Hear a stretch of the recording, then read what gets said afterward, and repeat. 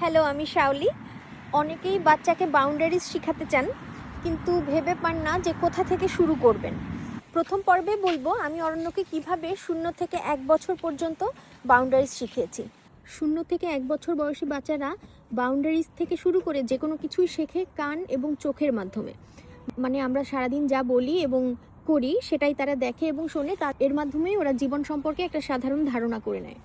বাচ্চাদেরকে বাউন্ডারিজ শেখানোর বয়স কোনটা যদি জানতে চাওয়া হয়, তাহলে আমি বলবো এটা অবশ্যই জন্মের পর থেকে।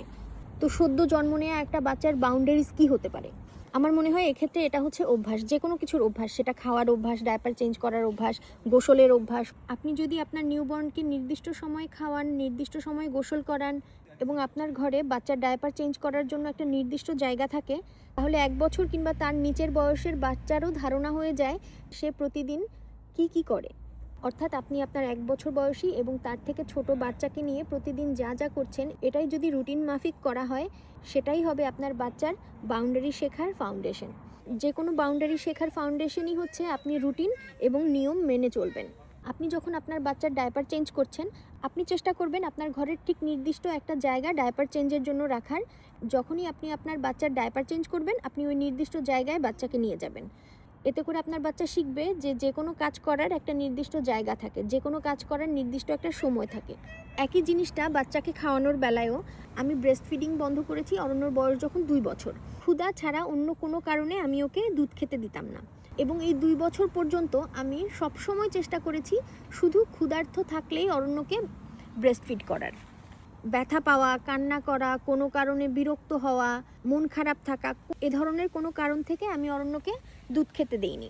এই 2 বছর পর্যন্ত আমার বাচ্চা কোনো কারণে কাঁদলে কান্না থামানোর সমাধান হিসাবে আমি বুকের দুধ অফার করিনি। এতে করেও বুঝতে পেরেছে যে বুকের দুধ হচ্ছে খাবার জিনিস এবং আমরা সবাই খাবার খাই যখন আমরা ক্ষুধার্ত থাকি। এতে করে আমার বাচ্চা একদম ছোটোবেলা থেকেই শিখে গেছে যে আমরা ক্ষুধা ছাড়া অন্য কোনো কারণে খাবার খাই না। এই বয়সের বাচ্চাকে বাউন্ডারি শেখানোর জন্য এটা আমার মনে হয় খুব কম বয়স থেকে চর্চা করার মতন একটা বিষয়। এবং সাথে সাথে অরণ্য আমাকে এবং ওর বাবাকে দেখেছে যে আমরা প্রতিদিন সমস্ত কিছুতেই রুটিন মেনে চলি এবং একজন আরেকজনের বাউন্ডারি রেসপেক্ট করি। যেহেতু আমাকে এবং অরণ্যর বাবাকে অরণ্য ছোটোবেলা থেকে দেখেছে যে আমরা একজন আরেকজনের বাউন্ডারি রেসপেক্ট করি, প্রতিদিনের জীবনে নির্দিষ্ট রুটিন মেনে চলি, নির্দিষ্ট নিয়ম মেনে চলা ওর এবং ওর বাবা মার কাছে স্বাভাবিক একটা বিষয়, যেটা আলাদা করে শেখার মতন কিছু না। তো অরণ্য জন্মের পর থেকে এখন পর্যন্ত বাউন্ডারি শিখছে খুব প্রাকৃতিকভাবে। 1 বছর কিংবা তার থেকে ছোট বয়সী বাচ্চারা যদি প্রতিদিন একটা নির্দিষ্ট নিয়মের মধ্যে চলে, তাহলেই তার বাউন্ডারি শেখার ফাউন্ডেশনটা তৈরি হয়ে যাবে। এরপরে একটা বাচ্চা আস্তে আস্তে অনেক কিছু শিখবে। নিজের কাপড় নিজে ভাঁজ করা, নিজের কাপড় নিজে বদলানো, নিজের খাবার নিজে খাওয়া, নির্দিষ্ট জায়গায় ময়লা ফেলা। কিন্তু এই বাউন্ডারি শেখার ফাউন্ডেশন হচ্ছে আপনি আপনার বাচ্চাকে প্রতিদিন একটা নিয়মের মধ্যে নিয়ে আসবেন। আপনি আপনার বাচ্চার জীবনযাপন একটা নির্দিষ্ট নিয়মের মধ্যে পালন করবেন। বাচ্চা এবং বাচ্চার বাবা মা যদি একটা নির্দিষ্ট রুটিন মেনে জীবনযাপন করে, তাহলেই বাচ্চার ভেতরে বাউন্ডারিজের ফাউন্ডেশন তৈরি হয়ে যাবে। এখন বলতে পারেন যে আমার বাচ্চার বয়স 2 বছর, তো আমি এখন কিভাবে তাকে শেখাবো? এটা যে কোনো বয়স থেকে শুরু করা যায়।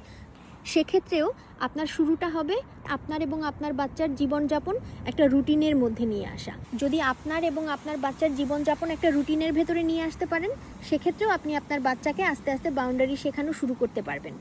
এবং এটা একদিনে সম্ভব না। আপনি বাচ্চার জন্মের পরে হোক বা বাচ্চার 2 বছর বয়সের পরে হোক, যখনই আপনি বাউন্ডারি শেখানোর চেষ্টা করবেন, এটা সময় লাগবে। আপনি হয়তো 1 সপ্তাহে কোনো রেজাল্ট পাবেন না, কিন্তু 6 মাস পরে আপনি নিজেই তফাৎটা বুঝতে পারবেন। তো বাচ্চাকে খাওয়ানো, ঘুম পাড়ানো, গোসল করানো, ডায়াপার চেঞ্জ করানো, এই সমস্ত কিছুতে আপনি যদি একটা নিয়ম মেনে চলেন, তাহলেই আপনার বাচ্চা দেখবে যে তার জীবনযাপনে একটা নিয়ম আছে।